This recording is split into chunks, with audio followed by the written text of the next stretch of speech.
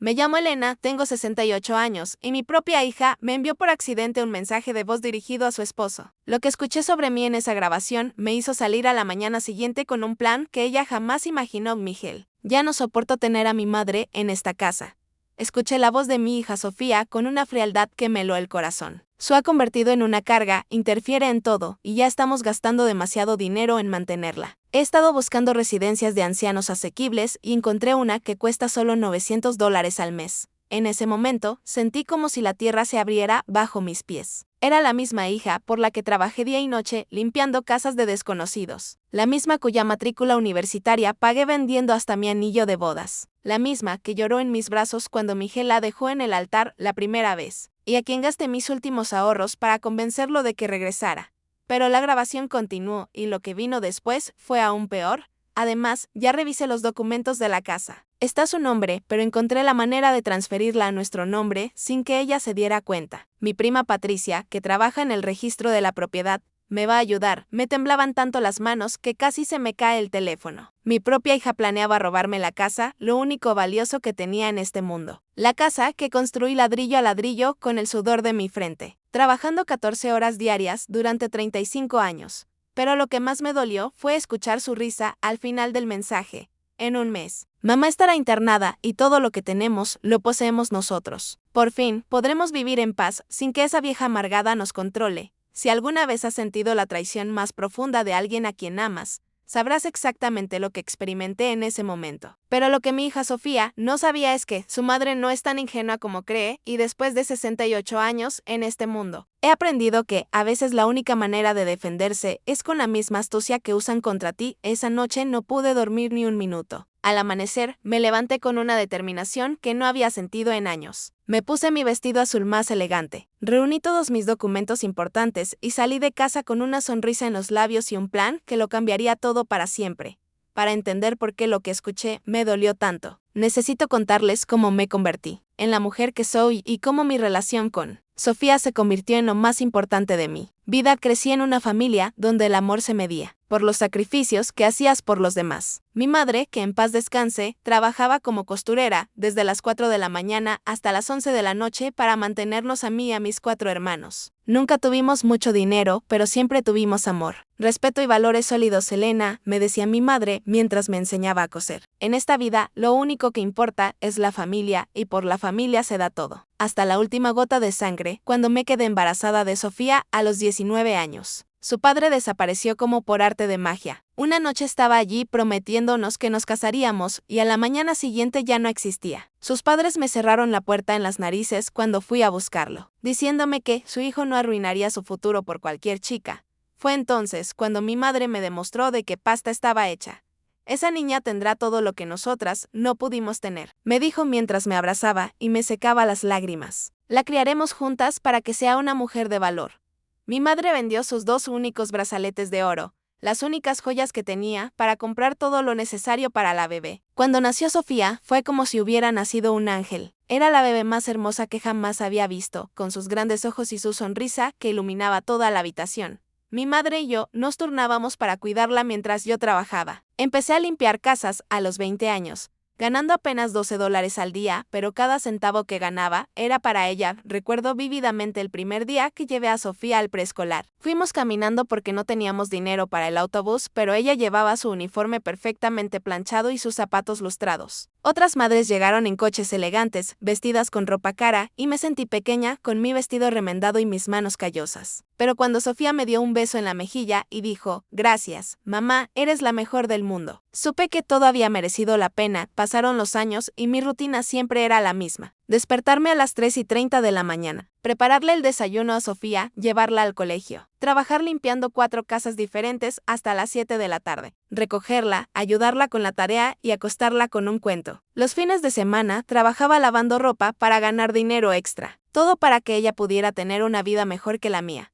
Mi madre murió cuando Sofía tenía 9 años, pero antes de irse me hizo una promesa que nunca olvidaré. Elena, esa niña es tu mayor tesoro. Dale educación, dale amor, y ella te cuidará cuando seas viejo. La sangre de nuestra familia es buena. Ella no te fallará. Esas palabras me dieron fuerzas para seguir adelante, incluso cuando los días eran tan difíciles que quería rendirme. cuando Sofía cumplió 16. Trabajé turnos extra durante 7 meses para darle la fiesta que se merecía. Gasté $4,200 en esa celebración, dinero que había estado ahorrando para arreglar la gotera del techo de nuestra casa. Pero ver su cara de felicidad esa noche, ver cómo brillaba con su vestido plateado mientras bailaba, no tuvo precio. Mamá, no sé cómo me das tanto teniendo tan poco. Me dijo esa noche mientras me abrazaba. Cuando sea grande, te devolveré todo esto multiplicado por 1000. Durante la preparatoria, Sofía fue una estudiante ejemplar. Sacaba las mejores notas de su clase, participaba en obras de teatro y todos los profesores me decían que le esperaba un futuro brillante. Pero mantener esos estudios no era barato. Libros, uniformes, excursiones. Todo costaba dinero que yo no tenía. Empecé a trabajar limpiando una quinta casa los domingos, el único día que tenía libre, para pagarlo todo.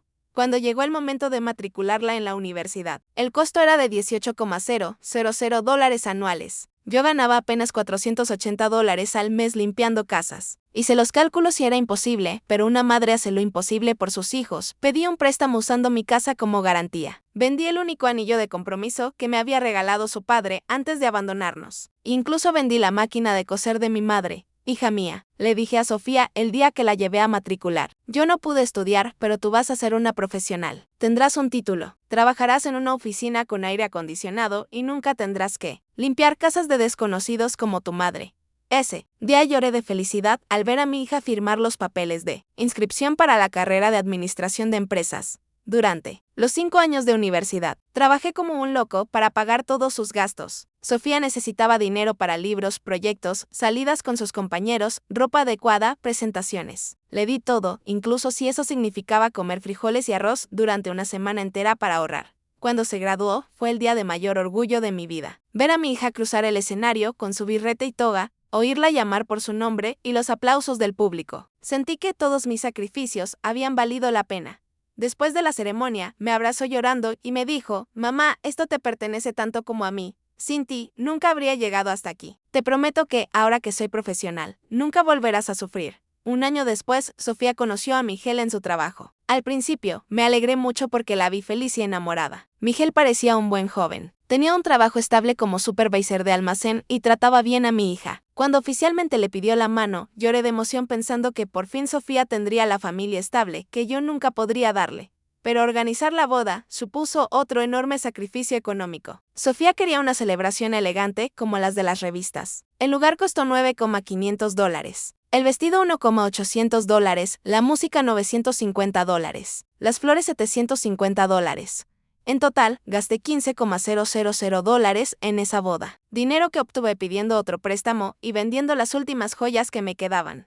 Los primeros años de matrimonio fueron hermosos. Sofía y Miguel venían a visitarme todos los domingos. Cenábamos juntos y ella siempre ayudaba con los gastos de la casa. Mamá, ahora que trabajo, quiero cuidarte como tú me cuidaste a mí, me decía mientras me daba dinero para la compra. Finalmente, sentí que mis sacrificios habían dado frutos. Tenía una hija agradecida que me amaba de verdad.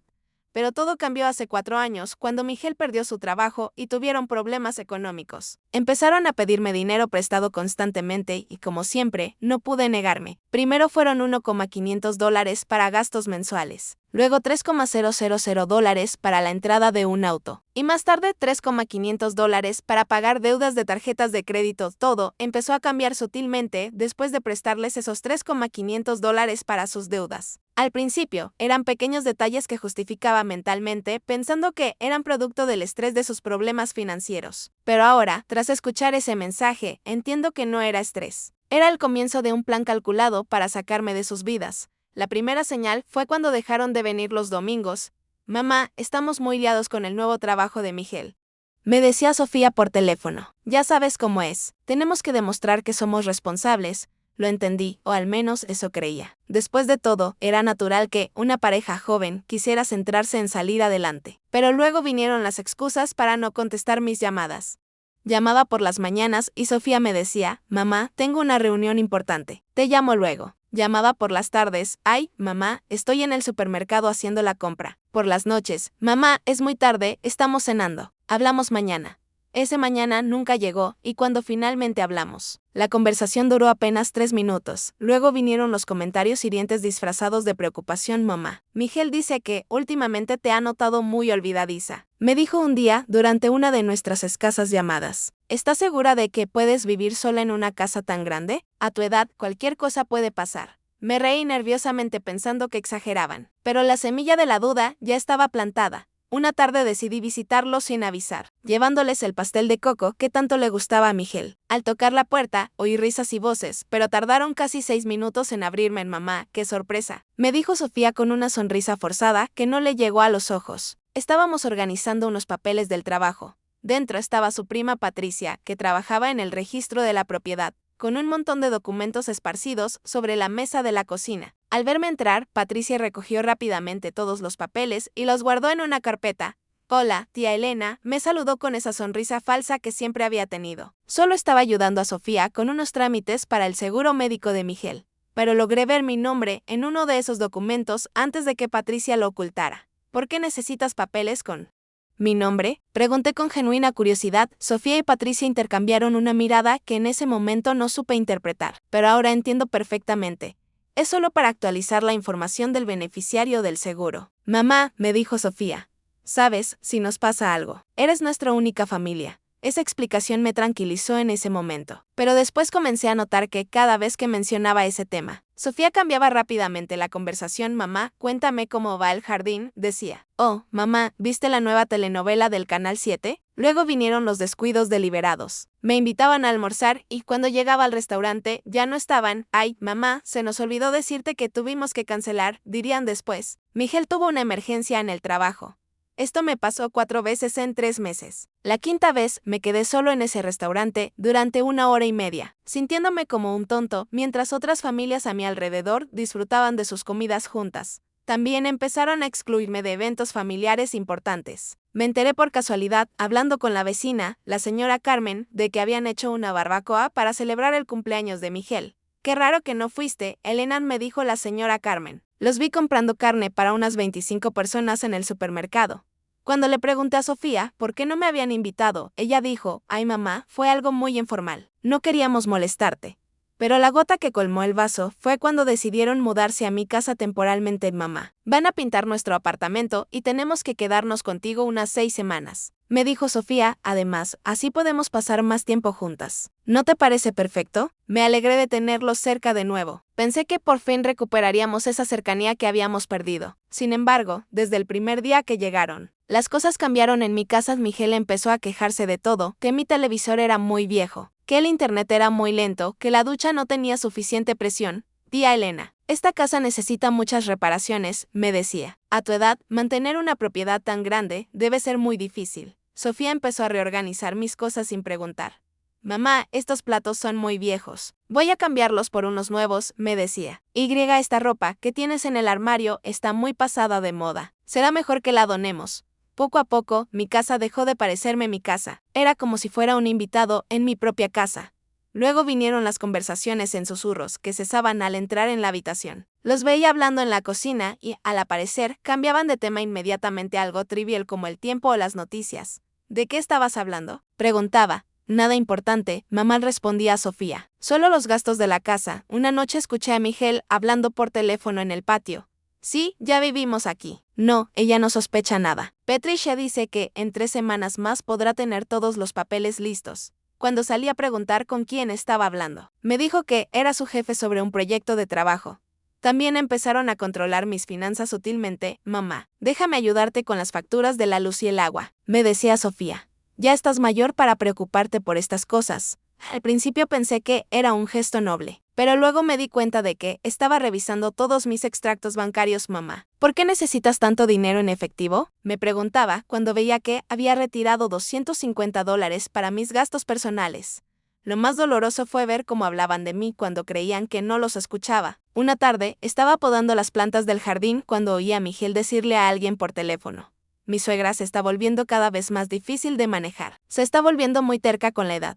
Sofía se reía de fondo y añadió, es cierto, últimamente se olvida de las cosas y se pone muy testaruda cuando intentamos ayudarla. pero lo que realmente me abrió los ojos fue cuando empezaron a hacer comentarios sobre mi salud mental delante de otras personas. Mi amiga de toda la vida, Esperanza, vino de visita y Sofía le dijo: "Ay, amiga, mi mamá está muy confundida últimamente. Ayer quiso salir a caminar a las 11 de la noche porque pensó que era de mañana". Eso fue una completa mentira. Nunca había hecho algo así, pero vi como Esperanza me miraba con lástima y preocupación. "Ay, Elena, qué bueno que tienes a Sofía para cuidarte", él me dijo. En ese momento sentí una profunda rabia, pero también una inmensa tristeza al darme cuenta de que mi propia hija estaba creando una narrativa falsa sobre mi estado mental. Empezaron a llegar visitas extrañas a mi casa, médicos que supuestamente venían a tomarme la presión, trabajadores sociales que querían evaluar mis condiciones de vida, incluso un hombre que se presentó como especialista en geriatría. Todos venían cuando Sofía los citaba, pero nadie me preguntó si quería esas visitas. Durante una de esas evaluaciones, escuché al médico hablando con Sofía en la sala de estar. "Señora, su madre parece estar bien físicamente, pero vamos a notar en el informe que presenta signos de confusión leve asociados a la edad". Yo estaba escuchando desde la cocina, completamente lúcida y consciente, mientras este hombre escribía mentiras sobre mi estado mental. La tensión en casa se volvió insoportable. Cada día sentía más presión, más control sobre mi vida, más comentarios hirientes disfrazados de cariño. "Mamá, ya no deberías conducir", me dijo Miguel un día. "A tu edad es muy peligroso". "Mamá, ya no deberías salir sola de compras", añadió Sofía. "Podemos hacerlo por ti". Poco a poco me fueron arrebatando mi independencia, mi autonomía, mi dignidad. Y lo más doloroso fue que lo hicieron con una sonrisa, diciéndome que todo era por mi bien, que me querían mucho y que solo querían cuidarme. El momento que cambió todo para siempre llegó ese miércoles por la tarde, cuando mi mundo se derrumbó con un simple error tecnológico que reveló la verdad más cruel que había experimentado en mis 68 años. Ese día había sido particularmente difícil. Sofía y Miguel se habían ido temprano, diciendo que iban a resolver unos asuntos de trabajo, pero yo sabía que algo andaba mal. Los había visto hablar en susurros toda la mañana, y cuando intentaba unirme a la conversación, se quedaban callados y me miraban con esas sonrisas falsas que había aprendido a reconocer. Alrededor de las 4 de la tarde, estaba en mi habitación doblando la ropa cuando oí sonar el teléfono de Sofía en la mesita de noche. Lo había olvidado cuando salieron apresuradamente. El teléfono no dejaba de sonar y pensé que podría ser algo urgente del trabajo de Miguel. Cogí el teléfono para contestar, pero en lugar de una llamada, vi que Sofía había enviado sin querer un mensaje de voz a mi número en lugar del de Miguel. Nuestros nombres estaban juntos en su Allende y con las prisas. Había cometido el error que lo revelaría todo. Mis manos temblaban cuando presioné play. Y lo que escuché en ese mensaje destruyó no solo mi corazón, sino también la imagen que tenía de la hija que había amado y por la que había sacrificado todo durante 68 años de mi vida. Esa grabación duró 4 minutos y 27 segundos, pero fueron los minutos más largos y dolorosos de toda mi existencia. Al terminar, me senté en la cama en completo silencio, sintiendo como si me hubieran arrancado el alma del cuerpo. Pero al pasar el impacto inicial, algo más empezó a crecer en mi interior. No solo tristeza ni rabia, sino una determinación fría y calculadora que desconocía. Si mi hija me había subestimado tanto, sí pensaba que solo era una anciana confundida a la que podía manipular a su antojo. Estaba a punto de descubrir lo equivocada que estaba esa noche. Mientras dormían plácidamente en lo que ya consideraban su casa, comencé a planear mi respuesta. Tras 7 décadas de vida, de trabajo, de sacrificios, de ser subestimada y traicionada, finalmente comprendí que, a veces la única manera de sobrevivir es ser más inteligente que quienes quieren destruirte.